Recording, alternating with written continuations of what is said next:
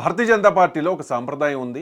75 years cross అయితే వాళ్ళు active politics నుంచి లేకపోతే పదవుల నుంచి తప్పుకోవాలి అని చెప్పి చాలామందికి ఇలా ఆ పార్టీలో రిటైర్మెంట్ ఇచ్చారు. So 2014, 2019, 2024 hat trick PM Narendra Modi గారు.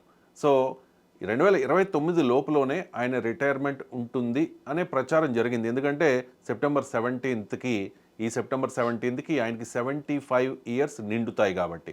అంటే 2029 ఎన్నికల్లో ముందే ఆయన రిటైర్మెంట్ ఇస్తారు. మోదీ వారసుడిగా ఎవరినైనా ప్రకటిస్తారు.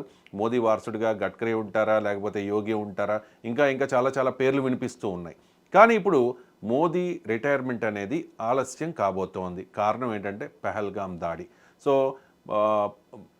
భారతదేశంలో ఇప్పటివరకు ప్రధానులుగా ఉన్న వాళ్ళు మాత్రమే కాదు, వాళ్ళలో మాత్రమే కాదు, ప్రపంచవ్యాప్తంగా చూసుకుంటే మోదీ చాలా పవర్ఫుల్. సో ఒక పక్క పాకిస్తాన్ నుంచి ఇబ్బందికర పరిస్థితులు ఉన్న నేపథ్యంలో మోదీ లాంటి సమర్థవంతమైన నాయకుడు ప్రధానిగా ఉంటే మనం హ్యాండిల్ చేయగలుగుతాం. వేరొకరు ఎవరైనా అయితే హ్యాండిల్ చేయలేము. కాబట్టి ఈ పహల్గాం దాడి ఎఫెక్ట్ వల్ల మోదీ రిటైర్మెంట్ ఆలస్యమైందా అంటే ఎంజీరావు గారు ఏం చెప్తారు? అదేనా రీజన్?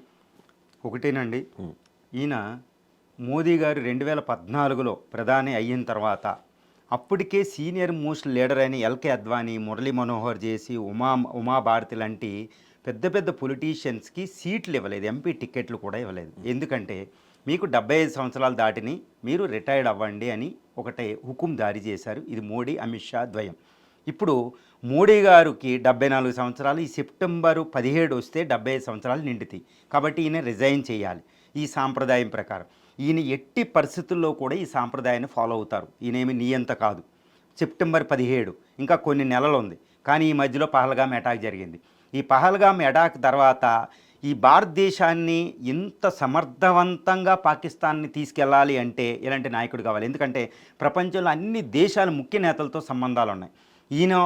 ఈయన ఒక అథారిటీ ఉంది, ఒక మన భారతదేశ పరిపాలన మీద, అన్నిటి మీద అవగాహన ఉంది, అద్భుతమైన నిర్ణయం తీసుకోగలుగుతారు.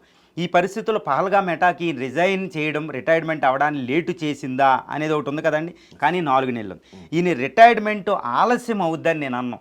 ఈయన రిటైర్మెంట్ చాలా గ్రాండ్గా ఉండబోతుంది అని నేను అంటాను. ఎందుకంటే ఈయన లక్ష్యాలు ఆర్ఎస్ఎస్ బీజేపీ లక్ష్యాలు 3. ఆర్టికల్ 370 అది స్క్రాప్ అయిపోయింది. జమ్మూ అండ్ కాశ్మీర్ ఇందులోకి వచ్చేసింది, ప్రత్యేక హోదా పోయింది, దాన్ని కేంద్రం అదొకటి అయిపోయింది. అయోధ్యలో భవ్య మందిరం అయిపోయింది. ఇంకోటి యూనిఫామ్ సివిల్ కోడ్, ఉమ్మడి పౌరస్మృతి, దానికి పునాది వేసేసారు, డిస్కషన్ చేస్తున్నారు. కానీ ఆర్ఎస్ఎస్ యొక్క ముఖ్య లక్ష్యం, అసలు దాని స్థాపన లక్ష్యం ఏంటంటే అఖండ భారత్.